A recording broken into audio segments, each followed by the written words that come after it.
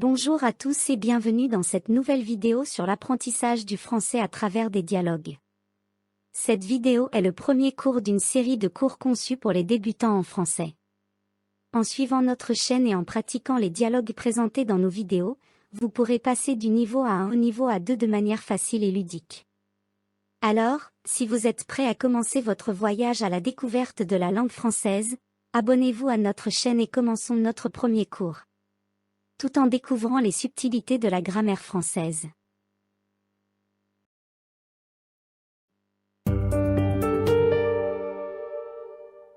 À la cafétéria. Oh là là, je suis fatiguée. J'ai trop de travail. Tu as encore des cours? Non, je n'ai pas de cours, mais j'ai des examens en ce moment. Et toi, tu as aussi des examens? Oui, nous avons encore un examen jeudi. Et après, c'est fini.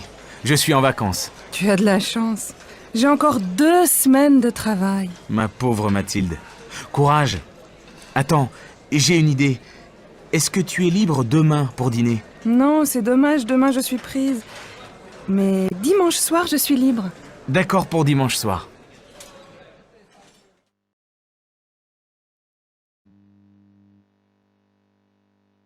Après avoir très bien lu le dialogue, vous pouvez faire un petit résumé qui vous aidera à mémoriser quelques vocabulaires et répondre facilement aux questions de compréhension.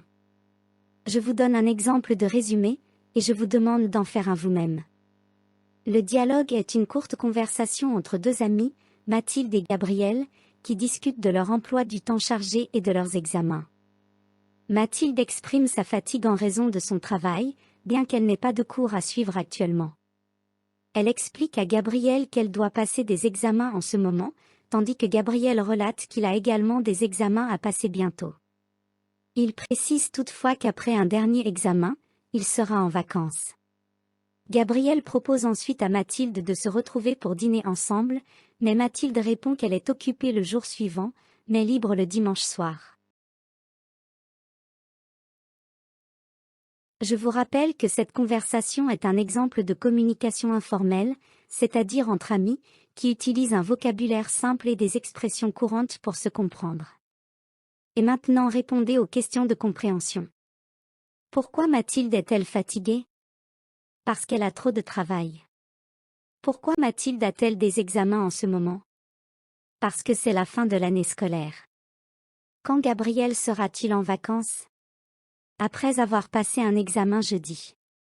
Que propose Gabriel à Mathilde? De se retrouver pour dîner. Quand est-ce que Mathilde est libre pour dîner avec Gabriel?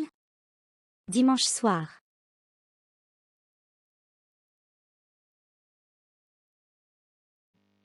Familiarisez-vous avec des expressions comme « Tu as encore des cours ?» Encore est un adverbe qui signifie toujours. Je n'ai pas de cours, mais j'ai des examens, en ce moment. En ce moment est une expression qui signifie actuellement. Nous avons encore un examen jeudi et après, c'est fini. Je suis en vacances.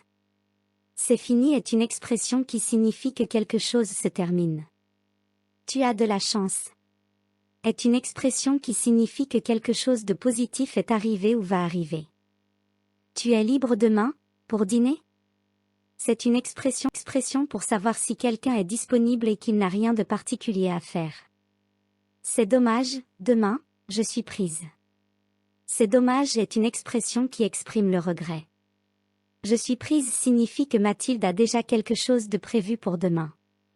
Tu es libre ou je suis prise sont utilisés dans la vie quotidienne pour organiser des rendez-vous ou des activités. De plus, en écoutant et en répétant le dialogue, vous pouvez améliorer votre prononciation et votre intonation, ce qui vous aide à mieux communiquer. On va voir maintenant la grammaire. Dans ce dialogue, on a utilisé les verbes être et avoir au présent de l'indicatif. On utilise souvent le verbe être pour donner sa nationalité, sa profession ou pour décrire une personne. Et pour le verbe avoir, on l'utilise pour donner son âge ou dire que l'on possède quelque chose. Avoir. J'ai. Tu as. Il a. Elle a. On a. Nous avons. Vous avez. Ils ont. Elles ont. Pour donner l'âge, je peux dire, j'ai 15 ans. Et pour la possession, je peux dire, tu as une voiture ou bien nous avons de la chance. Être au présent. Je suis. Tu es. Il est. Elle est.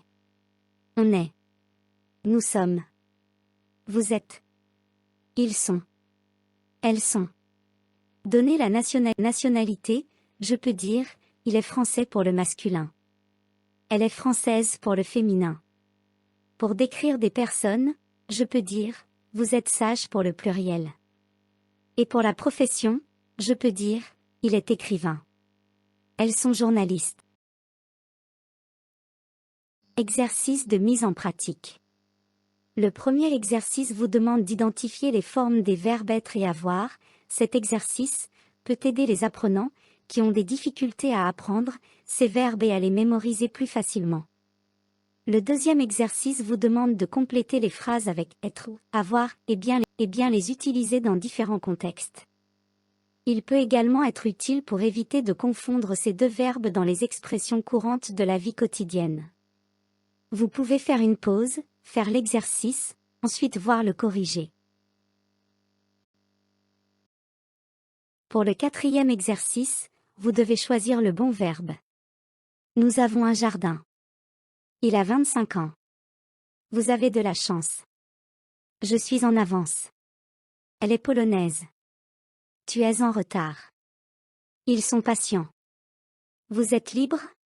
Numéro 5. Vous devez construire des phrases avec le verbe être ou avoir à l'aide des mots donnés. Pour la première phrase. Nous sommes mariés, nous avons 2 enfants et un chien. Il a un rendez-vous à 17 heures. Il est désolé, car il est en retard. Il a 3 enfants, les enfants ont 5, 7 et 12 ans. Ils ont une réunion à 14h30. Ils ont beaucoup de travail. Il est pris jeudi soir, mais il est libre vendredi soir. Exercice numéro 6.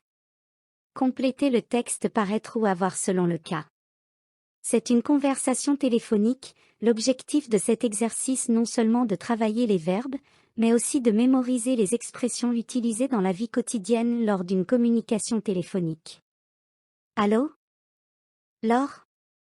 Je suis désolée, je ne suis pas libre demain soir, je suis prise, j'ai un rendez-vous. Tu es disponible mercredi soir? Non. Ah? Tu as une réunion. La semaine prochaine? Non, je suis en vacances. Pour l'exercice numéro 7, c'est à vous de répondre librement aux questions. En effet, c'est un bon moyen de renforcer votre langage et de tester votre savoir-faire d'après tout ce que vous avez appris dans ce cours. Et voilà, c'est la fin de notre première leçon de français en ligne. J'espère que vous avez apprécié cette leçon et que vous avez appris de nouvelles choses. N'oubliez pas de pratiquer ce que nous avons vu aujourd'hui et de poser des questions si vous en avez. Je vous retrouve bientôt pour notre prochaine leçon. À bientôt.